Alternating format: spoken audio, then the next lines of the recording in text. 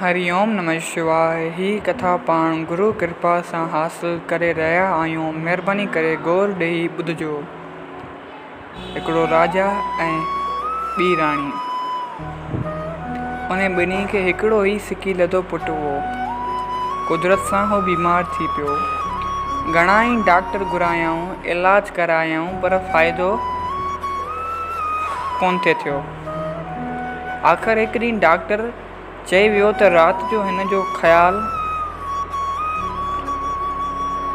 कजाऊं, छो त तमामु ख़राबु हालत में हो हिन जो पुटु।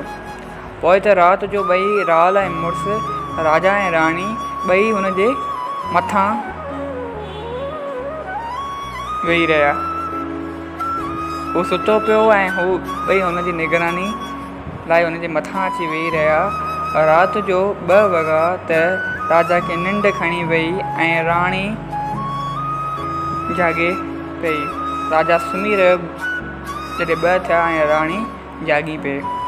पोइ हिननि जो प्यारो पुटु शरीर छॾे ईश्वर परमात्मा देव जे धाम में हलियो वियो। राणी रोए करे राजा खे जाॻाइण लॻी, साईं उथो त सही, छा थी वियो? प्यारो लाल पुटु हलियो वियो।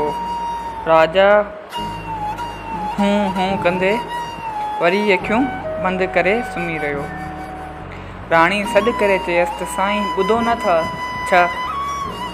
प्यारो पुटु भॻवान जी गोद में हलियो वियो अथव।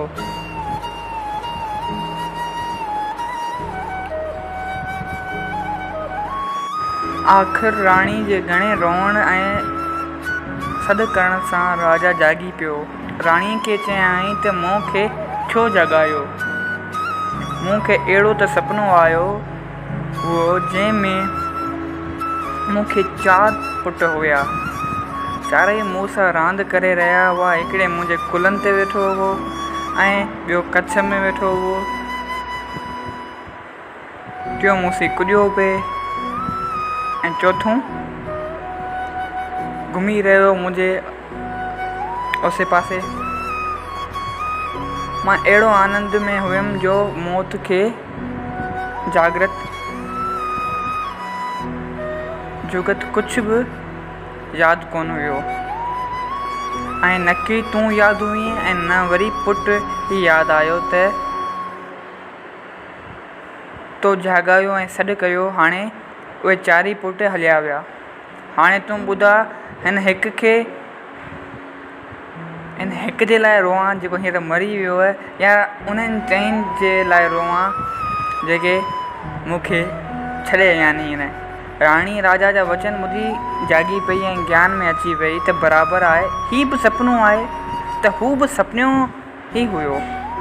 ॿई मिथ्या आहिनि, ॿई कूड़ आहिनि, सभु माया आहे। सतगुरु देव फरमाइनि था त जॾहिं असां ज्ञान में ईंदासीं, आत्म जागृति में रहंदासीं, तॾहिं त हिन संसार खे सुपिनो ई सम्झंदासीं त हीअ असुलु कोन आहे, सॼो सुपिनो आहे, सॼी भॻवान जी माया आहे।